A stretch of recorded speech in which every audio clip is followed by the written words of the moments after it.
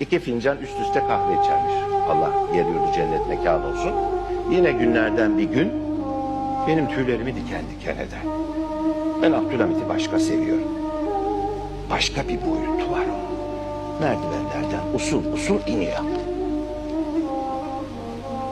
Geliyor bahçeye, sehpa, kahve, her zamanki gibi oturmuş mutat olduğu üzere kahvesini içiyor. Tam Boğaz'ın karşı cephesindeki köşkteki kızı, deden çıktı gel göstereceğim gel. Dürbünde çocuk dedesine, Abdülhamit'e bakıyor. Hatıratlarda var.